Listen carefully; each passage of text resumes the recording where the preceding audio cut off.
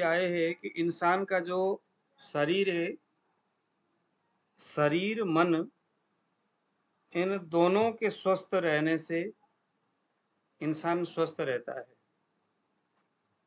शरीर के ऊपर तो एलोपैथी ने बड़ा कुछ काम किया है, मन के ऊपर कुछ नहीं किया। इसीलिए कोई भी हमारे पास या कोई भी ऐसे रोगी इस दुनिया में आज के समय में तो मन से जुड़े हुए जो व्याधि है, बहुधा जो बड़े जो समस्या जो रोग है वो मन से ही जुड़े हुए हैं। जो मानसिक व्याधि है, इस तरह के रोगी खूब है हमारे आसपास। तो अगर आपको ये कॉन्सेप्ट समझ में आ जाए कि शरीर के साथ साथ मानसिक व्याधि किस तरह से जोड़ते हैं और हमें हमें आयुर्वेद क्या सिखाता है, कॉन्सेप्ट क्या है इसका, पहले तो हमें समझना होगा। तो आप लोग लिख लीजिएगा, सबसे पहले मूर्छा, दूसरे नंबर में नीचे लिखिए भ्रम, फिर नीचे लिखिए क्लम, फिर उसके नीचे लिखिए तंद्रा, फिर नीचे लिखिए निद्रा, फिर नीचे लिखिए संन्यास। इसको हम एक एक झटके में हम इसको समझने वाले हैं। अब बेसिकली आयुर्वेद जो है इन समस्याओं को कोई स्पेसिफिक रोग के कैटेगरी में नहीं देखता। मतलब आयुर्वेद कभी ये नहीं कहता कि संन्यास नाम का कोई अलग सा रोग है। आयुर्वेद कभी नहीं कहता कि मूर्छा, भ्रम, तंद्रा, क्लम और निद्रा जैसे कोई अलग सा रोग है, ऐसा कुछ नहीं मानता आयुर्वेद।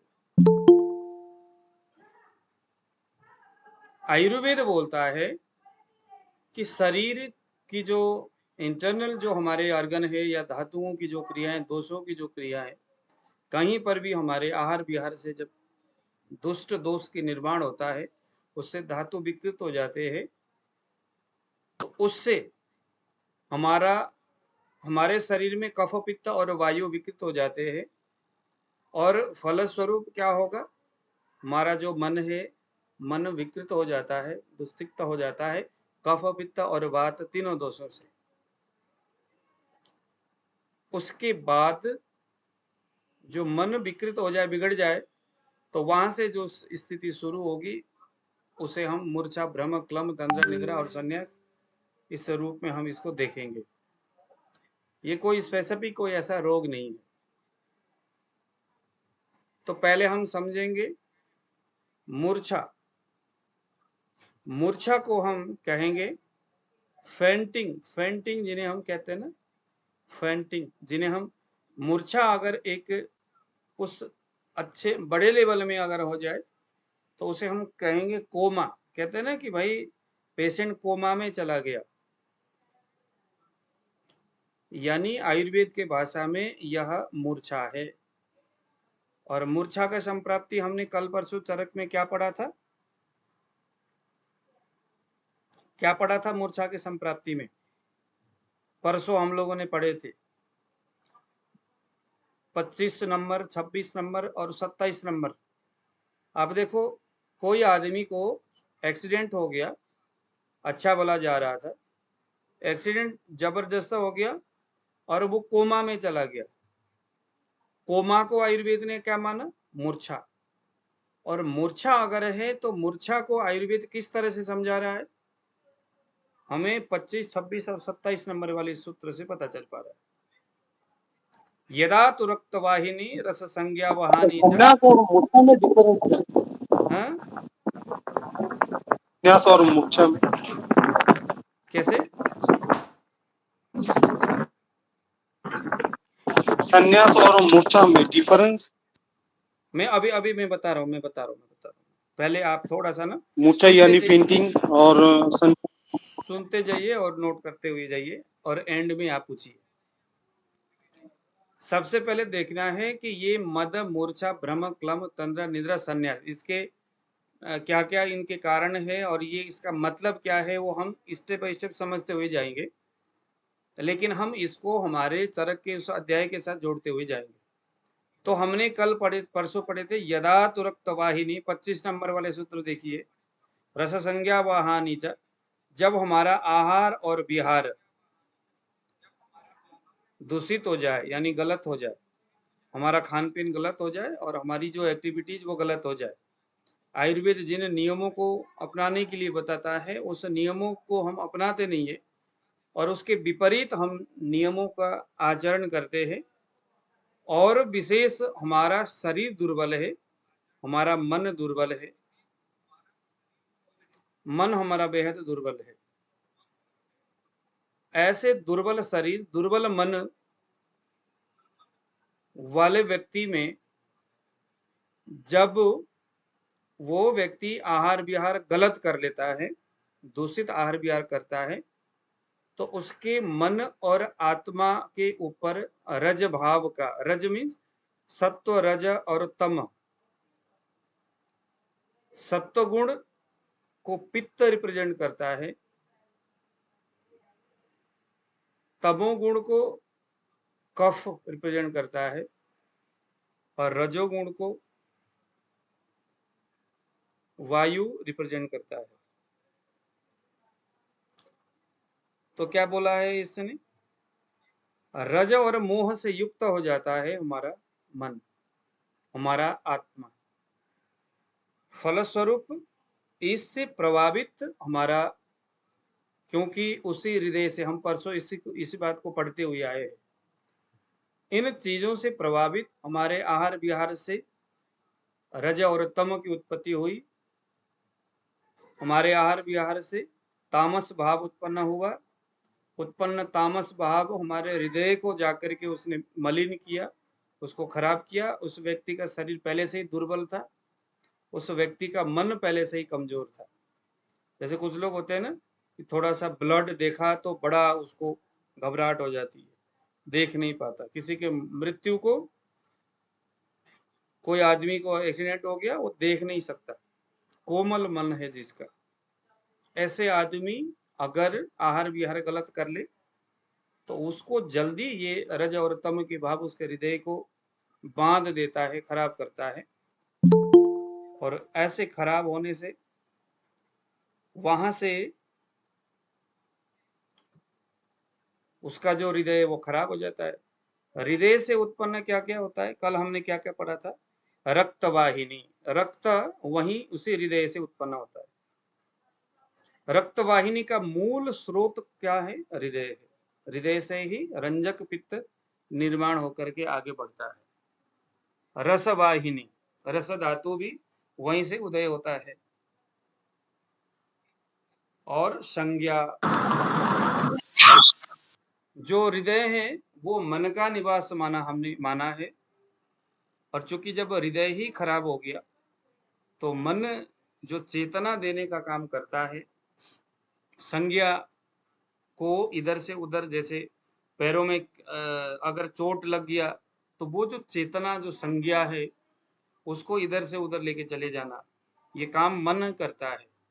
तो जो संज्ञा वाहिनी है, जहां जहां से चेतना आगे से पीछे निकलता रहता, चलता रहता शरीर में, ये जो सेंसर है वो खराब हो जाता है। खराब होने के परिणाम स्वरूप हमारे सारा जो शरीर के जो रस व स्रोतस, यानी जहां जहां से रस, प्लाज्मा है जिसमें जिसमें ये सारी चीजें, प्रोटीन है जिसमें सब रस, रक्त जो ब्लड है, ब्लड कहते ही अग्नि भी आ गया, ब्लड कहते ही हमारे ओज आ गया, बल आ गया, वर्ण आ गया, सुख, आयु, ये सारे के सारे अभी हम 24 अध्याय में पढ़ते हुए आ रहे, ये सभी इस क्रियाओं से प्रभावित होगा और प्रभावित होकर के शरीर में विविध एक्टिविटीज को होते हुए फिर मद, मूर्छा और संन्यास, तंद्रा, भ्रम, ये सारी जो चीजें हैं वो यहाँ से शुरू हो जाता है। यानी इसका उद्गम स्थान है हमारे या उस रोगी के हृदय दोषों से बिगड़ गया है। स्थान क्या है? हृदय है। इसको नोट करके रखो जरा। किसी को भी मूर्छा है, किसी को भी भ्रम है, क्लम है, तंद्रा, निद्रा, संन्यास, इसके व्याख्यान अभी हम देखेंगे सभी का क्या क्या। लेकिन इसका प्रमुख स्थान क्या है? चरक क्या बताते? हृदय है। हृदय में तमोभाव आ गया, हृदय खराब हो गया। अब किस तरह से खराब होगा? तो सबसे पहले देखते हैं मूर्छा। मूर्छा क्या है? इसको हमने फेंटिंग माना है, यानी इसकी एकदम तीव्र अवस्था को हम कोमा कहेंगे। जहां सीधी सी बात है, आप सभी लोग कोमा के बारे में जानते हैं, किसी को कुछ बताने की जरूरत नहीं है। जहां इंसान की बुद्धि, उसकी चेतना पूरी तरह से बर्बाद हो जाता है, बंद हो जाता है, उस स्टेज का नाम है मूर्छा। लेकिन जो ये मूर्छा है, मूर्छा और संन्यास में फर्क क्या है? दोनों चीज तो एक ही है, ये भी कोमा है, वो भी कोमा है। लेकिन मूर्छा जो है ये वात और कफ, मूर्छा मूर्छा जो है प्रारंभिक अवस्था में उसमें वायु का प्राबल्यता रहता है, और पहले तो मूर्छित अवस्था में होता है, लेकिन बहुत जल्दी वो फिर होश में आ जाता है। ऐसे बहुत सारे रोगी, किसी को एक्सीडेंट होकर के, किसी को कुछ रोगों के कारण से मूर्छित वो हो जाता है, थोड़ी देर में वो जग जाता है। एक सेकंड, एक सेकंड।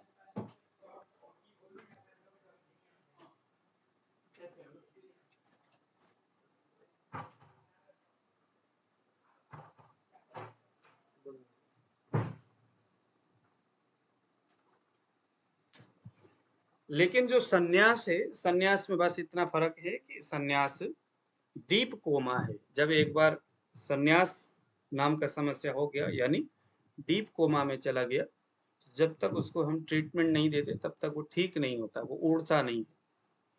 दवाई अगर ट्रीटमेंट ना हुआ उसका प्रॉपर, तो उसकी मृत्यु भी हो सकती है। तो जितने भी आईसीयू में जो एडमिट होते हैं वो सभी सन्यास है। सन्यास का मतलब क्या समझा हमें? हृदय से संबंधित समस्या है, ये कुछ तो है जो उसके हृदय में वैसी चीजें हो गया।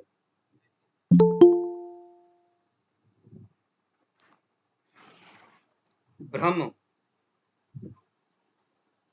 आप लोग नोट कर रहे हैं? आप लोग अगर मुझे अपने फेस को दिखाएंगे तो मुझे सरल होगा।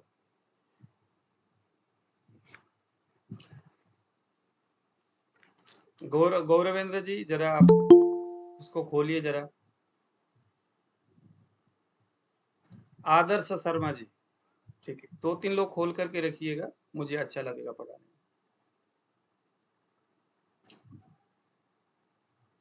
भ्रमरोग इति ज्ञेयो चक्रवत भ्रमतो गात्रम भूमौ पतति सर्वदा। अब यहाँ पर भ्रम, जैसे ही कभी कभी पेशेंट आकर के आपके सामने बोलेगा, सर मैं जब बैठता हूं तो मेरा शरीर पूरा घूमता है, चक्कर आता है, चक्कर आते वक्त मेरा शरीर घूमता हुआ मुझे दिखाई देता है, तो ये है भ्रम। इस भ्रम को हम पित्त और वायु, इन दोनों दोषों से जोड़ करके देखते हैं।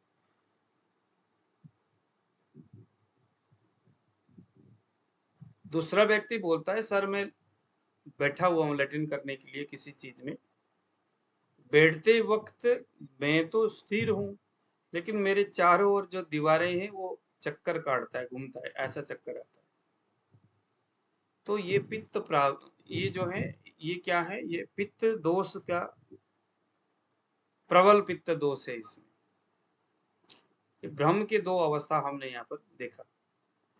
मूर्छा को हमने कोमा माना, लेकिन जल्दी से वो बेहोश से होश में आ जाता है। भ्रम को हमने वर्टिगो माना, जो कि चक्कर सा उसको आता है। इसके दो अवस्था हमने यहाँ पर देख ली। अब आ गया तंद्रा। तंद्रा को बोलते हैं अर्ध सुप्तावस्था। न तो सुप्त, वो न तो सोया हुआ है और ना ही वो जगा हुआ है, उस अवस्था को हम कहेंगे तंद्रा। जैसे उबासी आती है, यह भी एक प्रकार का मन और हृदय से जुड़ा हुआ समस्या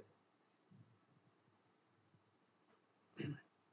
निद्रा, 7 प्रकार के निद्रा चरक ने बताया है, वो हम उस स्थिति में जाएंगे, उस जगह में तो हम वहां पर पढ़ेंगे।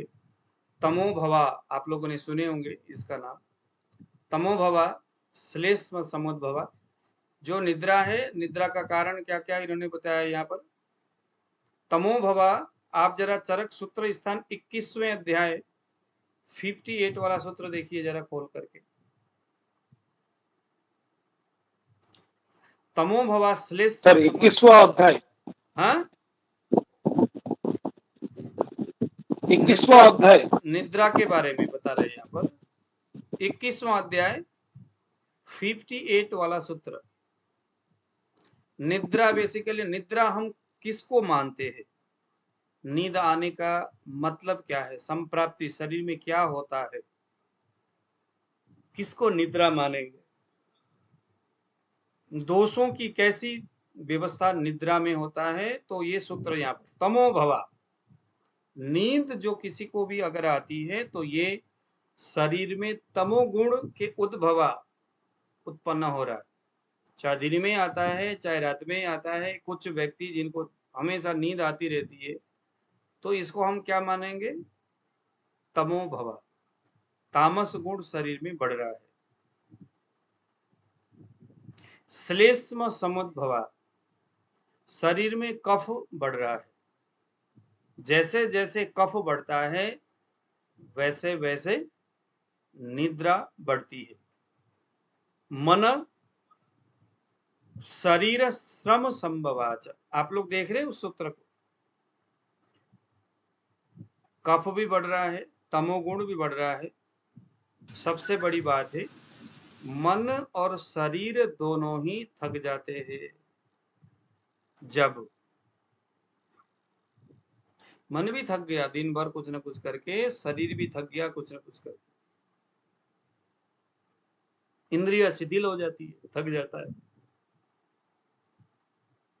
आगंतुक की व्याधनुवर्तिनी च, अब इसको आगंतुक माना है यहाँ पर, ये कोई व्याधि नहीं है ये आगंतुक अवस्था है कि ऐसी कंडीशन उत्पन्न हो जाता है। च रात्रि स्वभाव प्रभवाच निद्रा, रात्रि स्वभाव, ये रात्रि स्वभाव है, ये मतलब कि जो रात में आना चाहिए वैसी स्थिति निद्रा के रूप में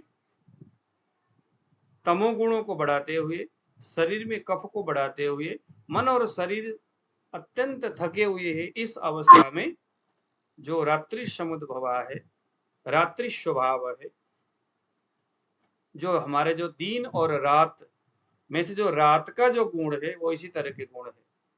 इसलिए जो आदमी रात में नहीं सोते, रात भर जगते हैं किसी न किसी काम से, तो क्या हो गया, इसको रात्रि समुद्भवा के विपरीत हो गया, निद्रा नाश हो जाता है। तो यहाँ नींद के संदर्भ में यही बता रहा है।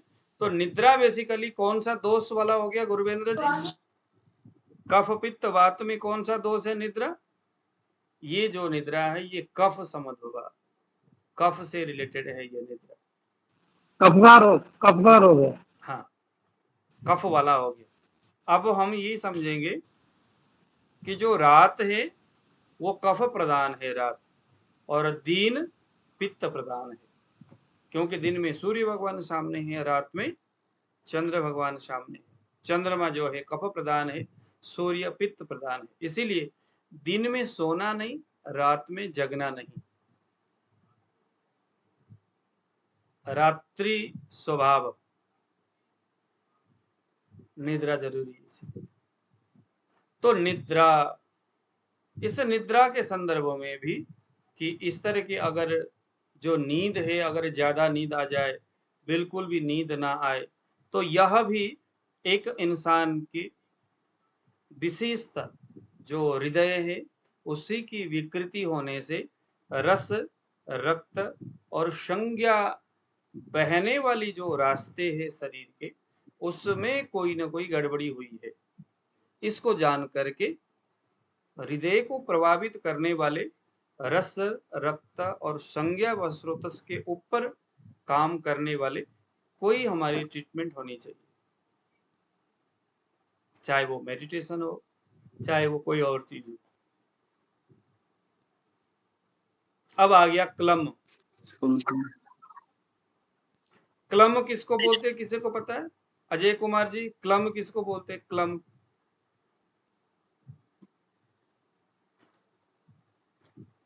चरक सूत्र स्थान 21वें अध्याय 35 सूत्र देखिए जरा, 35। अब ये सारी चीजें हम देखते हुए समझेंगे, क्योंकि अलग अलग रोगों में ये लक्षण के रूप में हमारे सामने आएगा। चरक सूत्र स्थान 21वां अध्याय 35वां सूत्र, 35वां सूत्र देखिए। यदा तो मनसि क्लांति कर्वात्मान क्लमान्विताः विषयेभ्यो निवर्तन्ते तदा स्वपिति मानव। हमारा जो शरीर और मन है, पुनः डिल क्या नाम है आपका? प्लीज अपने ऑडियो को आप बंद करिए जरा। क्लम के बारे में, इसको एलोपैथ में न्यूरेस्थीनिया बोलते हैं इसको। इंसान को थकावट। हाँ, एक प्रकार का थकावट, जो मन और शरीर इन दोनों से जो इंसान थका थका सा मालूम पड़ता, और थकावट भी कुछ ऐसा विचित्र सा थकावट। उसको देखो सूत्र क्या बोलता है, यदा तो मनसी क्लांति, वो मानसिक रूप से थका हुआ है।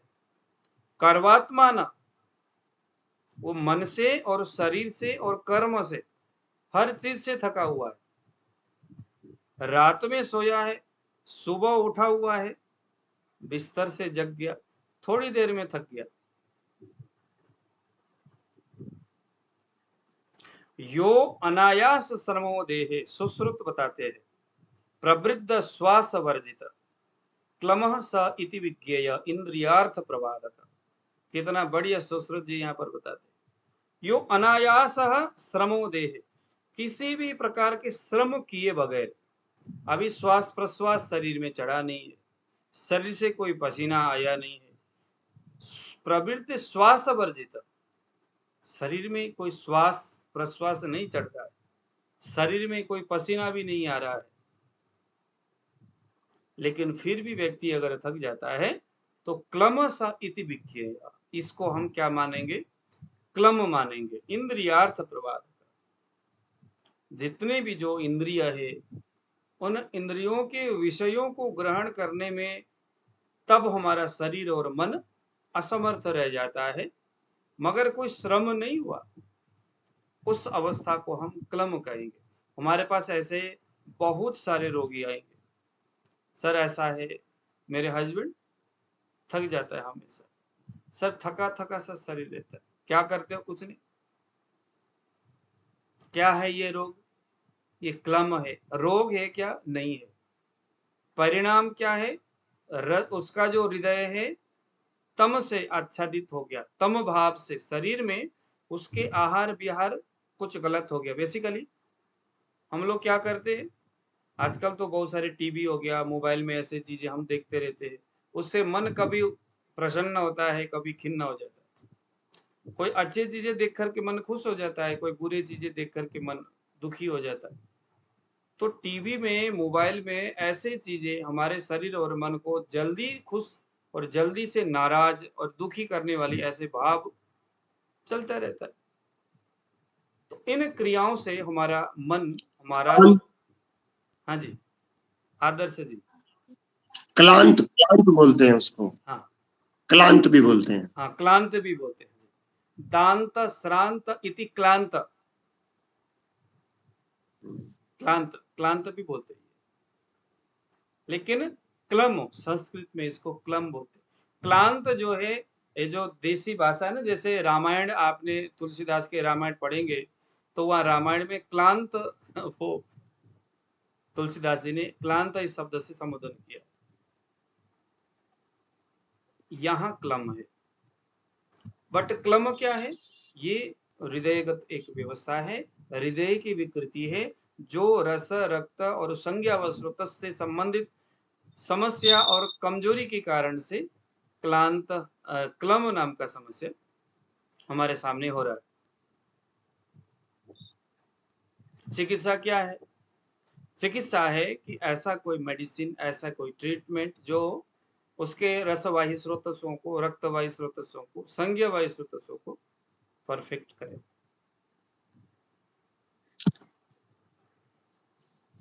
आगे आता है ग्लानि। किसी को मालूम है ग्लानि किसको बोलते हैं?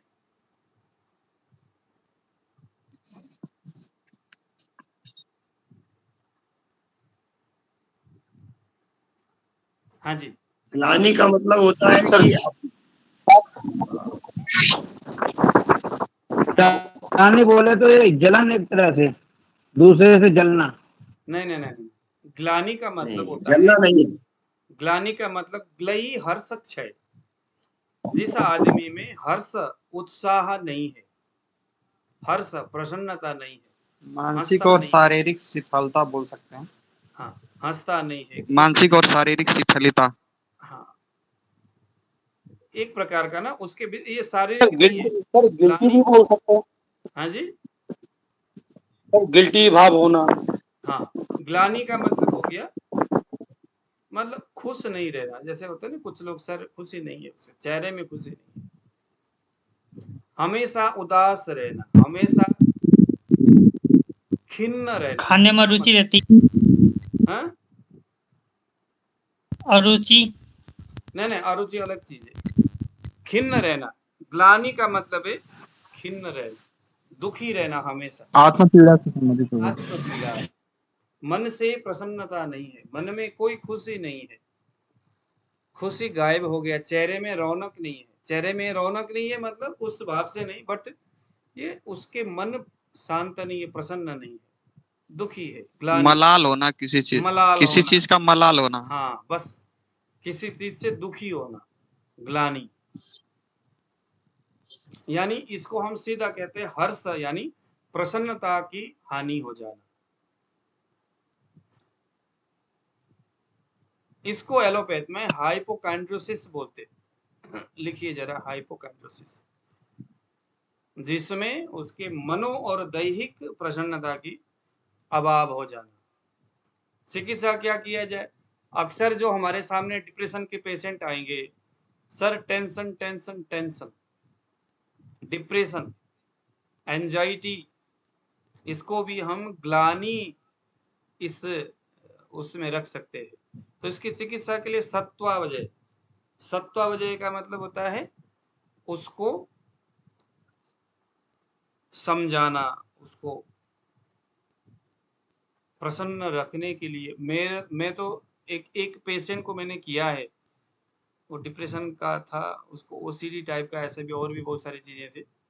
तो मैंने कहा कि भाई आप एक काम करो, बहुत सारी चीजें हैं करने वाले, वो करने में दिक्कत होती है, सबसे अच्छी बात ये है कि आप अपने स्थान को छोड़ करके कुछ महीने तक बाहर जाओ, क्योंकि जिस चीज से उसको ग्लानि हुई है हमेशा, कई बार होता है कि उसके बड़े भाई से पढ़ता नहीं है, छोटे भाई से बात नहीं बनती। अब उसी घर में छोटा भाई आता है और बड़ा भाई उसको देखते ही फिर वही चीजें दिमाग में बार बार। इससे तो अच्छा है 1-2 महीने तक बाहर उसको निकालो।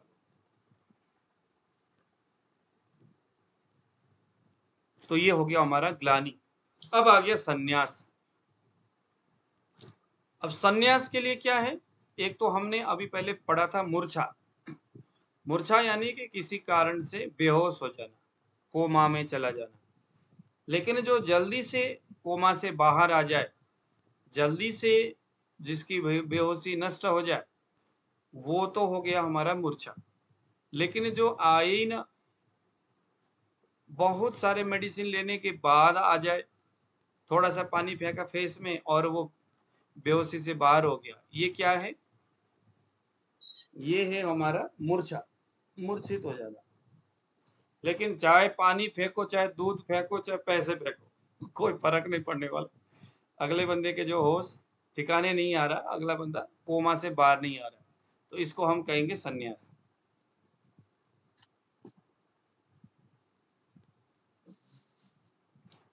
ग्रंथ क्या बोलता है सन्यास के विषय में? प्राणैर, चरक सूत्र स्थान 24वां अध्याय देखिए जरा, इसी अध्याय में देखिए। आदर्श शर्मा जी आपके पास तो चरक नहीं होगा, है ना? जी। आप अपना पीडीएफ से काम चलाइए। जी। संजय जी देखिए जरा चरक सूत्र स्थान 24 अध्याय 42 वाला सूत्र वहां ढूंढिए जरा। प्राणैर विमुच्यते शीघ्रम मुक्त्वा सद्य फलाम क्रिया, ये है सन्यास का। शीघ्रम प्राणैर विमुच्यते, जो बहुत जल्द शरीर और फिर से बोलो, प्राण फिर से बोलो। शीघ्र प्राणैर विमुच्यते शीघ्रम मुक्त्वा सद्य फलाम क्रिया।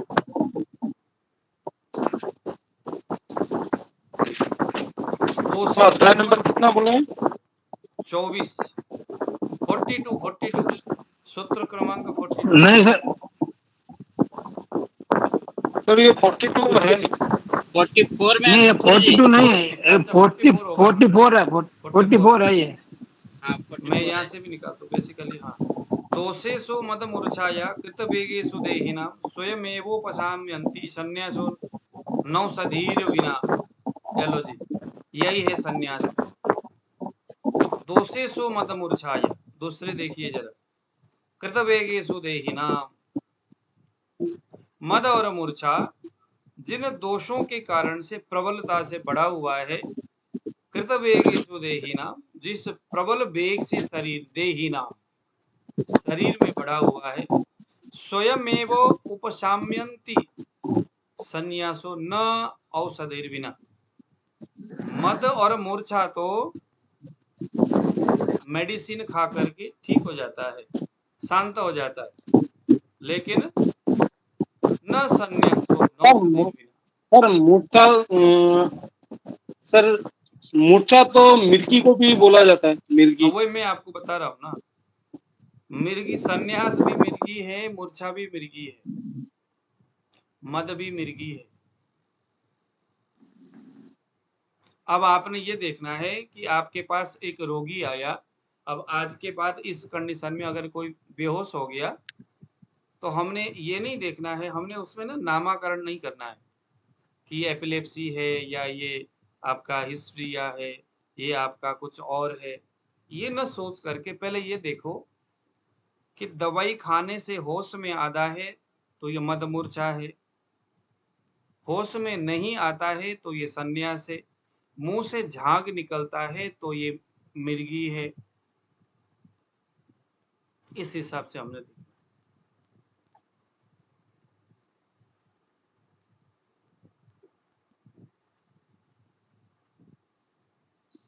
क्या बोलता है सूत्र?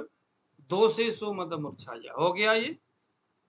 अब ये सान संन्यास संन्यास्त का काष्ठीभूतो मृतोपमा प्राणेर विमुच्यते शीघ्रम मुक्त्वा सद्य फलाम क्रियाम। अब ये संन्यास के बारे में, प्राणेर विमुच्यते, प्राण को ही खत्म कर देता है, शीघ्रम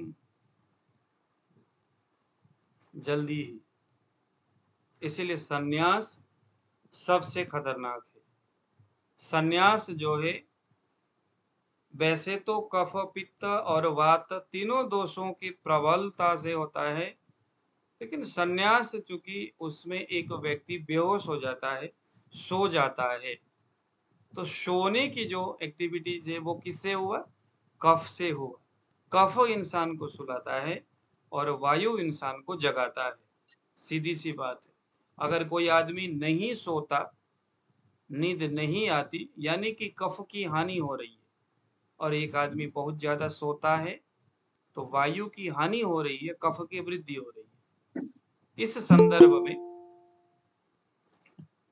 संन्यास जहां व्यक्ति हमेशा सोता है यानी बेहोश हो जाता है, तो इसको हम क्या मानेंगे? संन्यास कफ के अत्यधिक अवस्था है। और चूंकि संन्यास उस अवस्था की सबसे भयानक अवस्था है तो निश्चित बात है हृदय में तामस अवस्था भी हृदय में ज्यादा व्याप्त यानी कि घिरा हुआ है, हृदय ज्यादा पीड़ित। इसको कोमा बोल सकते हैं, कोमा। कोमा, हाँ कोमा, इसको हम डीप कोमा कहेंगे।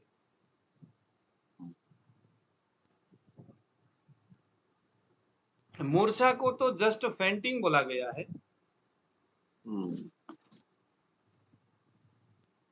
लेकिन संन्यास को एलोपैथ वाले डीप कोमा बोलते हैं।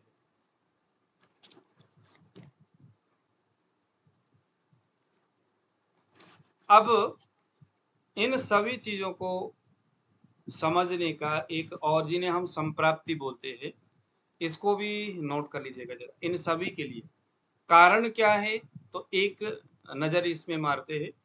क्षीणस्य बहुदोषस्य, क्षीण अवस्था में उसका शरीर है, शरीर में दोष बहुत ज्यादा है। विरुद्ध आहार सेविना, खान पीन गलत करता है, चाहे वो मद हो, मूर्छा हो, कोई भी हो, ऐसी चीजें, भ्रम हो, तंद्रा हो, संन्यास हो, सभी का संप्राप्ति यानी शरीर के अंदर क्या क्या हो रहा है, किस तरह से चीजें बन रहा है, किन कारणों से बन रहा है। तो नोट करने वाली बात है कि क्षीणस्य, अब क्षीण का मतलब शारीरिक, शरीर बड़ा कमजोर, दुर्बल शरीर हो, या मन बड़ा कमजोर हो, दोनों में से किसी एक की कमी। अगर दोनों ही कमजोर हो जाए तब तो फिर तो डेफिनेटली होना ही है। जैसे कोई आदमी है, मन और शरीर से बड़ा कमजोर है, जरा सा एक्सीडेंट हो गया, कोमा में चले जाएगा वो। मन से मजबूत, शरीर से मजबूत आदमी जल्दी से कोमा में नहीं जाता। ये सूत्र ये बताता है। विरुद्ध आहार सेविना, ऐसा दुर्बल व्यक्ति, दुर्बल मानस व्यक्ति अगर विरुद्ध आहार सेवन करता है, विरुद्ध आहार किस किस तरह से होता है, ऋतु के विपरीत, सर्दी के मौसम में आइसक्रीम ले ला, गर्मी के मौसम में कुछ गर्म चीजें वो खा रहा है, विरुद्ध आहार ये भी हो गया। या केमिकल युक्त कोई चीजें, कोल्ड ड्रिंक सुबह से लेकर शाम तक पी रहा है, आइसक्रीम सुबह से लेकर शाम तक, खाने वाली चीजें नहीं खाता, विरुद्ध आहार। हीन सत्वस्य, सत्व बल की कमी है उसके शरीर में। वही बात है, किसी चीज को देख करके जल्दी भयभीत हो जाना, किसी के झगड़ा को देख करके घबरा जाना, डर जाना, और वेगा धारणा, हर प्रकार के जो अधारणीय वेग है, उन अधारणीय वेगों को धारण करता है। और अभिघातात एक्सीडेंट हो गया, कहीं से गिर गया, सदमा, आगंतुक जो अभिघात है, किसी की मृत्यु हो गई, तो इन कारणों से क्या होगा, हमारे शरीर में कफ पित्त वात विकृत हो जाएगा, और हमारे 10 आयतन वाला जो शरीर है, उसकी जो इंद्रिय है, मनो वह स्रोत से, रस रक्त संज्ञा वह स्रोत से, वह विकृत हो जाता है और इंसान मूर्छित हो जाता है। एक सेकंड।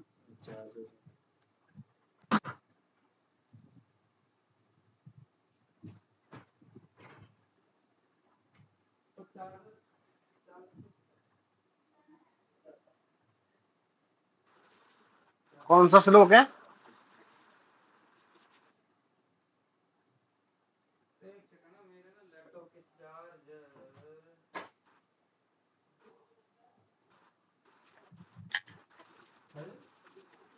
श्लोक नंबर कौन सा है?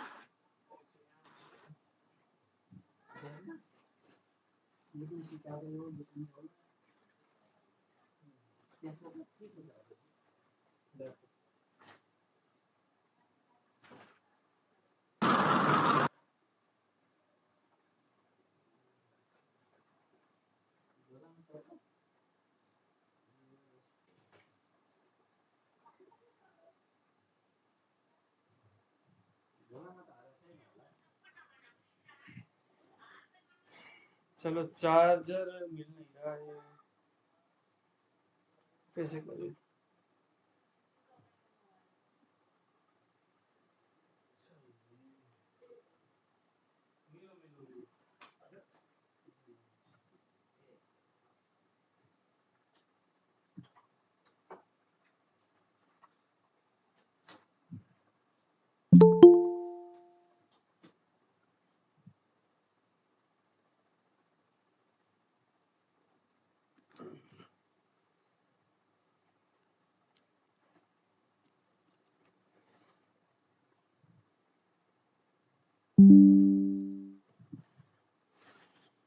ठीक है, तो इस संप्राप्ति को डेफिनेटली आप लोग याद कर लीजिएगा। तो ये इस तरह के सिम्टम्स कहीं पर भी दिखता है तो ये संप्राप्ति हमें डेफिनेटली याद रखना है। उसके बाद हमें फिर अपने ट्रीटमेंट देने में कोई दिक्कत नहीं है।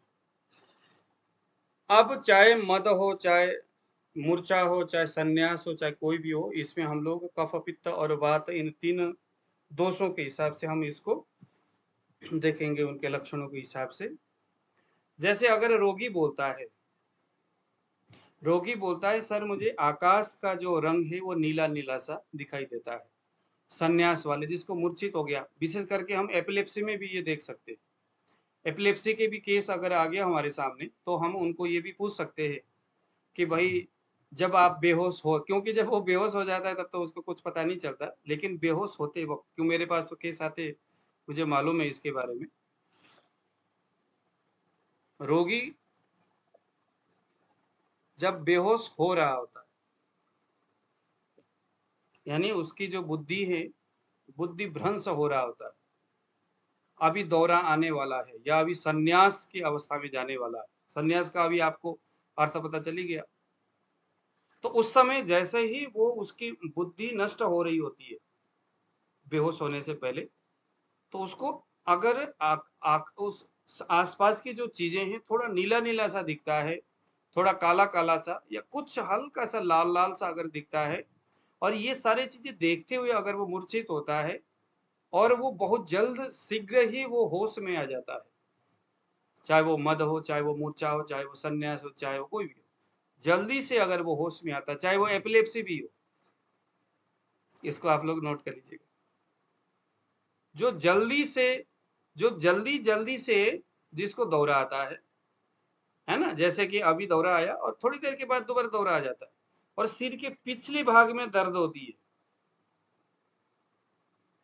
मैंने अभी तक हजारों पेशेंट को के ऊपर काम किया है, एपिलेप्सी के ऊपर, कॉन्फिडेंटली मैं कह रहा हूँ। सिर के पिछले भाग में दर्द हो, बार बार उसको दौरा आता हो और छोटा छोटा उसका जो स्ट्रोक है छोटा छोटा रहता है, ज्यादा लॉन्ग टाइम तक नहीं रहता, समझ लो ये वातज है। शरीर थोड़ा सा बेपथु, यानी बेपथु का मतलब होता है कंपन, शरीर थोड़ा थोड़ा करके कांपता है। जब उसको दौरे की उस अवस्था में जब वो जा रहा होता है, उसके जीभ को जब हम देखते हैं तो जीभ में बेपथु, जीभ में कंपन सा हमें महसूस होता है। एपिलेप्सी के ऊपर आप लोग अभी सीख रहे हैं आप लोग, ये हम संन्यास में भी लगा सकते हैं, ये हम मूर्छा में भी लगा सकते हैं, ये हम मद में भी लगा सकते हैं, ये हम निद्रा में भी लगा सकते हैं, इसको हम एपिलेप्सी में भी लगा सकते हैं, हिस्ट्री में लगा सकते हैं, क्योंकि सभी का रीजन, सभी का कारण और उसकी संप्राप्ति तकरीबन एक समान है।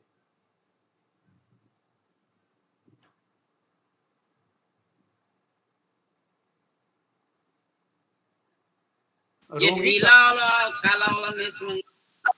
हाँ, जब बोले कि रोगी जब बेहोश होता रहेगा तो नीला और काला वाला स्पष्ट नहीं हो पाए। देखो मैं ग्रंथ में जरूर लिखा हुआ है कि नीला थोड़ा सा अरुण वर्ण का, कुछ काला काला सा कलर सामने, लेकिन मैंने कितने सारे पेशेंट को पूछा, किसी को भी ऐसा कुछ दिखाई नहीं देता, किसी को। लेकिन दिखाई नहीं देने का मतलब ये नहीं कि इसको हम इग्नोर करें।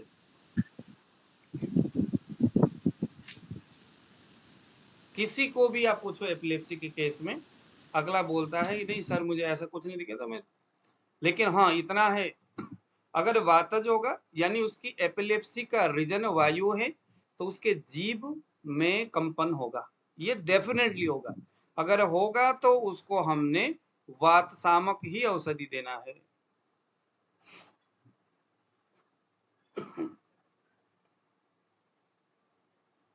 जैसे आपका स्मृति सागर रस हो गया। सर जीप क्या होगा?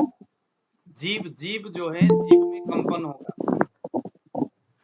जीभ जो है कांपेगा, जीभ, जीभ कांपेगा। जीभ का जो कलर है, जीभ का जो कलर है वो फटा हुआ सा, एकदम रुखा सा, थोड़ा सा ब्लैक, थोड़ा सा ब्लैकनेस, एकदम रुखा सा, अच्छा नहीं लगेगा देखने में। वायु, वेपथु हो गया, कंपन हो रहा है, जीभ में भी शरीर में भी कंपन हो सकता है। दौरे के टाइम में शरीर में कंपन होगा। दौरे के टाइम में हाथ और पैर ज्यादा नहीं पटकता, वो मतलब जोर जोर से नहीं पटकता, पित्त के समान। अंगमर्द, दौरा खत्म होने के बाद रोगी बोलेगा अंगमर्द, सर पूरे शरीर टूट रहा है, दर्द होती, मतलब आप लगा लो शरीर में दर्द हो रही है। सिर के पिछले भाग में दर्द हो रही है और पूरे शरीर में भी दर्द हो रहा है, उसको वीकनेस महसूस होगा।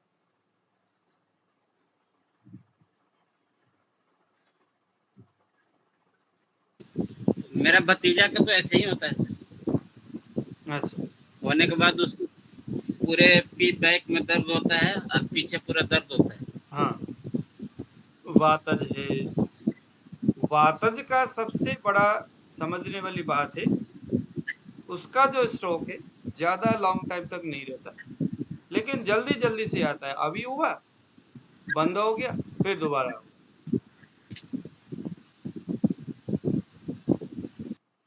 वातज। कार्श्य, शरीर उसका दुर्बल होगा, कमजोर होगा।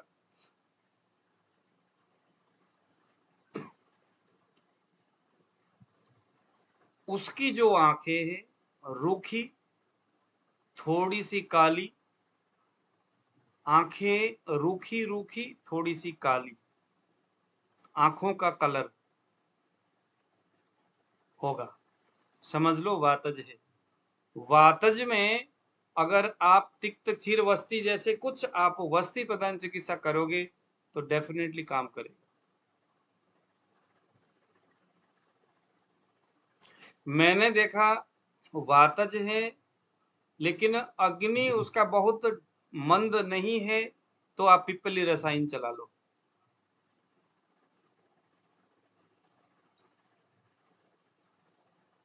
ये वर्धमान क्रम में गुरुजी, वर्धमान, लेकिन ध्यान देना क्योंकि पिप्पली रसायन अब मैं तो पता नहीं कितनों के ऊपर काम कर चुका हूं। पिप्पली रसायन से शरीर में बल की हानि होती है, लेकिन कुछ पेशेंट में बल की वृद्धि होती है, उसके शरीर में ताकत बढ़ता है, कुछ पेशेंट में ताकत कम होता है। सर वीकनेस हो रहा है और शरीर घट रहा है। पिपली रसायन वातज अपस्मार यानी एपिलेप्सी में या मूर्छा आदियों में देने के लिए हमें ये कुछ चीजें ध्यान देना होगा। शरीर उसका डाउन जाएगा। अब पिपली रसायन देना है अगर, तो क्या ध्यान देना होगा, शरीर या तो पहले आप उसको थोड़ा सा रसायन दे दो। मैंने कई पेशेंट के ऊपर प्रयास किया कि अश्वगंधा, शतावरी और पिपली, अश्वगंधा 2 जड़ जरा दरदरा सा कुट के और शतावरी को थोड़ा सा बीच में से चीरा लगा के दे दिया, और पिपली वही 4, दूसरे दिन 8, फिर ऐसे करके बढ़ाता गया। तो ये क्या है कि अश्वगंधा और शतावरी थोड़ा बल की वृद्धि भी करेगा, तो इस तरह से भी मैंने किया तो वो अच्छा काम करता है। तो पिपली रसायन वहां अच्छा काम करेगा। पित्तज, पित्तज मूर्छा आकाश को लाल देखता है जब वो दौरे के उसमें जा रहा होता है। आसपास कुछ लाल, कुछ हरा, कुछ पीला रंग को देखता हुआ मूर्छित होता है। उसके आंखें पीले हो जाते हैं, किसी किसी के नहीं होते, लेकिन आंखें पानी से या किसी चीजों से भर जाता है, यानी थोड़ा सा गीला गीला सा आंखें होता है। वायु में ड्राई होगा, आंखों से पता चल जाता है कफ पित्त वात। पित्त किसी किसी के लाल पीला या लाल होता है, किसी का नहीं होता। जिसका नहीं होता उसके आंखें पानी से या किसी तरल पदार्थ से भरा हुआ या कुछ गीला आपको महसूस होगा ही होगा। माथे शरीर उसके गर्म होंगे, शरीर में पसीना आएगा, हाथ और पैरों के तलवे से पसीना आएगा, पता चल जाएगा ये पित्तज है। ये चिकित्सा पित्तज ही होगा। कभी भूल के वातज करने की चेष्टा नहीं करना। कुछ जो शीत प्रदायक, जैसे हम द्राक्षा चूर्ण हो गया, जैसे हम आपका मुलेठी, शंख पुष्पी, गिलोय, मुलेठी, शंख पुष्पी, गिलोय और ब्राह्मी। ब्राह्मी, मंडूक पर्णी, मंडूक पर्णी, मंडूक पर्णी एक तो कड़वा वाला होता है, वो वाला नहीं, दूसरा वाला मंडूक, बहुधा जो ब्राह्मी के करके गोल सा पत्ते वाला है, उसकी बात हो रही है। क्योंकि वो पेट के ऊपर भी काम करता है, इंटेस्टाइन वायु के स्थान में काम करता है। आजकल एक बार फिर से रिपीट कर दीजिए। हाँ, द्राक्षा, मुलेठी, गिलोय, द्राक्षा चूर्ण तो हो ही गया, वो तो द्राक्षा चूर्ण तो हो ही गया, द्राक्षा तो हो गया। द्राक्षा सुबह दोपहर शाम या रोगी के हिसाब से दे दो। द्राक्षा चूर्ण, द्राक्षा चूर्ण जो है किसी को चक्कर आता है ना, जैसे पित्त वालों को ज्यादा चक्कर आता है। ये जो वर्टिगो की जो हमने बात किए थे, वो पित्त में ज्यादा आता है। अगर उसको बार बार चक्कर आता है तो द्राक्षा चूर्ण। एक दूसरा है मंडूक पर्णी, यानी जिन्हें हम ब्राह्मी बोलते, बट मंडूक पर्णी। मंडूक पर्णी का मतलब है, हाँ जी भगवान जी, ये मंडप पानी खट्टी मीठी होती है। देखो उसको भी ब्राह्मी बोलते हैं, बट मंडूक पर्णी गोल सा पत्ता है। हाँ जी, गोल गोल पत्ता खट्टी मीठी होती है सर। मीठी मीठी नहीं, अच्छा, क्या क्या हो गया, ओके सर। गिलोय हो गया, ब्राह्मी हो गया।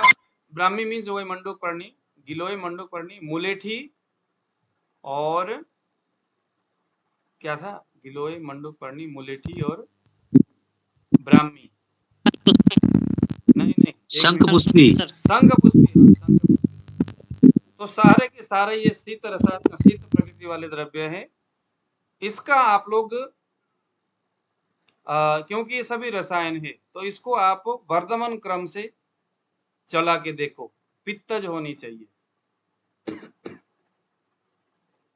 भोजन में दूध और चावल के अलावा कुछ नहीं। रोगी को बोलो करना है करो, नहीं तो नमस्कार। भोजन में सिर्फ दूध और चावल। पित्तज में ज्यादातर जंडिस होने का भी सम्मान होता है। पहले जंडिस होकर के या कोई मलेरिया, डेंगू, टाइफाइड जैसे कुछ होकर के आया हुआ हो सकता है। तो अगर ऐसा कुछ होगा तो उसमें फिर रक्त शोधक, जैसे आप ताप्यादि लो हो गया, या आप ऐसे कुछ दवाई, आप ताप्यादि लो हो गया, पुनर्नवादी मंडूर हो गया, या कोई मंडूर कल्प हो गया, इसी करके ताप्यादि लोह यहाँ पर बहुत बेहतर काम करेगा। रक्त को शोधन करेगा, रक्त की गर्मी को कंट्रोल करेगा। सर मंडूक भस्म की क्या हैं? सर मंडूक भस्म, संजय जी क्या करे? मंडूर भस्म, मंडूर भस्म, सर मंडूर भस्म, हाँ हाँ, मंडूर भस्म भी हम दे सकते हैं वहाँ पर। अब्रक भस्म भी हम वहाँ प्रयोग कर सकते हैं। रक्त को शोधन करने वाली कुछ दवाई हमें देना होगा। लेकिन अगर वातज है तो विरेचन प्रदान चिकित्सा, पहले बमन, फिर विरेचन, फिर वस्ती वायु में एनिमा देना जरूरी है। अगर पित्तज है तो जबरदस्त विरेचन, क्योंकि आयुर्वेद ने बताया है अपस्मार, एपिलेप्सी अगर है तो तीक्ष्ण विरेचन, तीक्ष्ण बमन, तीक्ष्ण नश्य, ये सारी चीजें। तीक्ष्ण मतलब बहुत तेज, तीखा होनी चाहिए। लूज मोशन कम से कम 15-20 बार तक जाए, एक बार तो बंदा थक जाए बस, उतना विरेचन दो। बमन करना है तो जबरदस्त बमन, लेकिन जान करके संभल करके करना है, ऐसा नहीं कि बताया है तो बस कराई दे। तो ये हमारा हो गया पित्त। पित्त में स्वेद, पसीना बहुत ज्यादा आता है। जब वो होश में आता है तो उसको पसीना आता है, दौरे के टाइम में तो आता है लेकिन एडियो बंद कीजिए सर। हाँ, एडियो खुला है सर। क्या खुला है?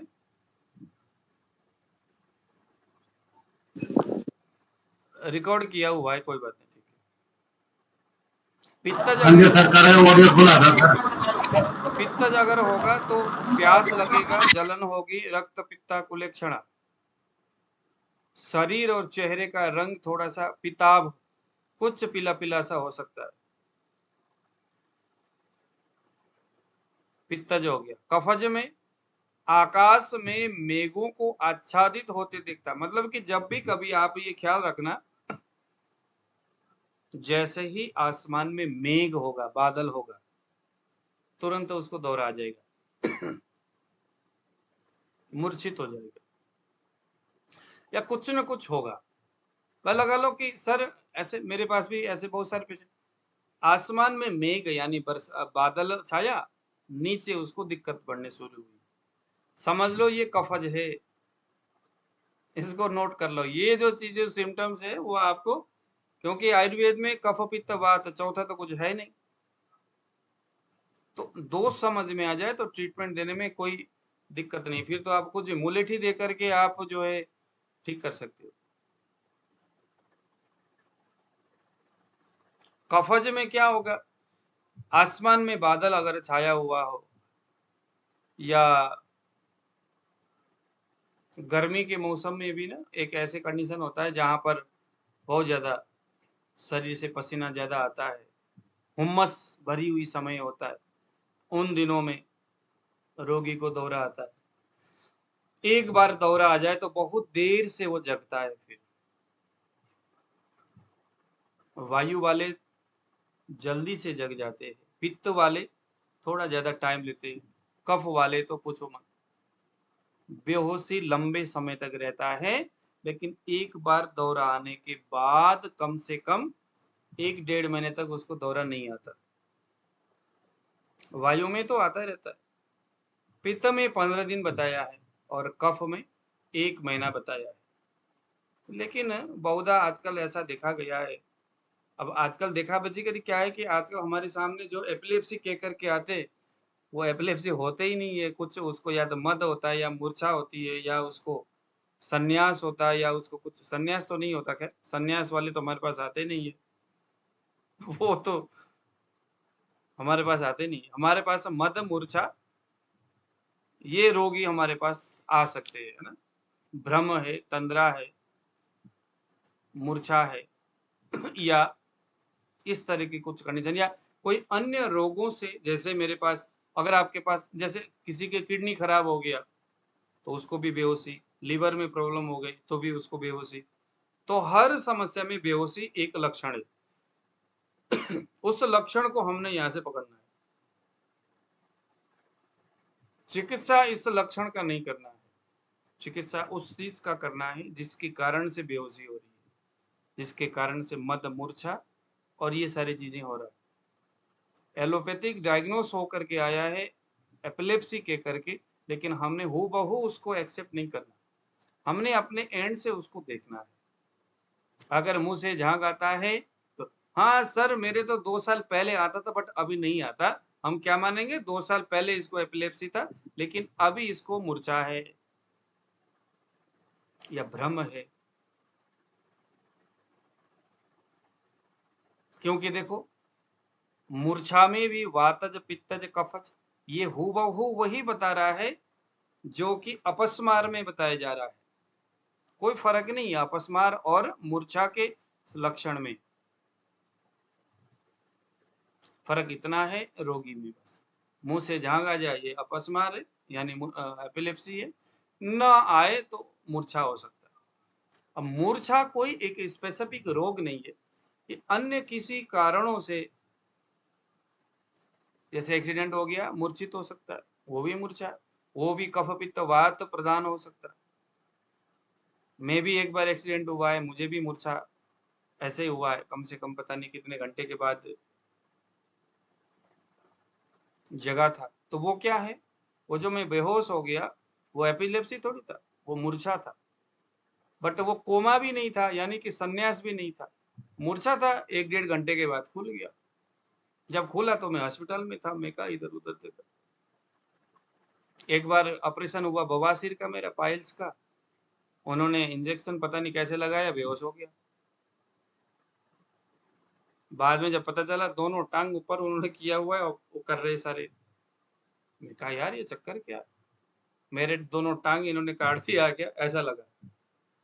लेकिन जल्दी से मैं उठ गया, जल्दी से होश में आ गया। ये क्या था, ये मूर्छा है। किस चीज के लिए था, उन्होंने इंजेक्शन लगाया या कुछ ऐसे हो गया। क्योंकि मेरा जो शरीर है थोड़ा दुर्बल शरीर है। अभी हमने क्या बोला था, दुर्बल शरीर जिसका सत्व बल कमजोर है, जो वेग को धारण करते हैं, अभिघातज जो एक्सीडेंट वगैरह होने से उनमें दोष विकृति हो करके उस संप्राप्ति के संदर्भ में मूर्छा होना संभव है। तो मेरा शरीर कमजोर था, ऑपरेशन के चक्कर में वहां उन्होंने कुछ किया, मैंने देखा, मुझे डर लग गया, क्या हो गया, मूर्छा हो गया। गाड़ी से गिर गया, शरीर कमजोर था, मेरा आत्मबल भी थोड़ा कमजोर है, यानी मैं किसी को खून देखता हूँ, ब्लड देखता हूँ तो मुझे बड़ा ही वैसा होता है। तो ऐसे बहुत सारी चीज हो सकता है। तो मूर्छित होना संभव है। कारण क्या था, मेरे हृदय में तम आच्छादित हो गया। तो आज हम लोगों ने ये तमाम छोटी छोटी जो चीजें हमने सीखा, ये हम हर रोगों में इसका यूटिलाइज करेंगे, इसका हम प्रयोग करेंगे। वहां पर कहीं पर भी कोई बेहोशी के संदर्भ में हमारे पास कोई आएगा तो हम उसको मूर्छा या अपस्मार समझेंगे, लेकिन एक कंडीशन, उसके सिम्टम्स के आधार पर। हम सभी पेशेंट को जो जल्दी जल्दी से बेहोश हो जाता है, उन सभी को हम एपिलेप्सी नहीं कहेंगे, एलोपैथ वाले वैसे कहे। लेकिन हम जो चरक को मानने वाले लोग हैं, हम नहीं मानेंगे कि हमारे पास संन्यास, भ्रम, मूर्छा, ये सभी अपस्मार जैसे ही लक्षण दिखाता है। विशेष करके मूर्छा के ऊपर अभी हम पढ़ रहे हैं। तो कल हम सन्निपात और रक्तज, सन्निपातिक अवस्था मूर्छा में क्या हो सकता है और रक्तज में क्या हो सकता है। ऐसे ही विसर्ज मूर्छा, अगर किसी ने जहर पी लिया तो वो भी मूर्छा, बेहोश हो सकता है। तो उस कंडीशन में क्या होगा, ये सारी चीजें हम कल पढ़ेंगे। तो आप सभी लोग परसों टाइम में आइएगा क्लास में। और मैं 10 तारीख को यहाँ से निकलूंगा, सिलीगुड़ी में आऊंगा, फिर 11 तारीख ट्रेन है, 13 तारीख में फिर पहुंचूंगा पंजाब में, फिर उसके बाद अनवरत रूप से हमारा क्लास चलेगा। ठीक है, आज के लिए इतना ही। किसी ने कुछ पूछना है तो देख लीजिए। सर 21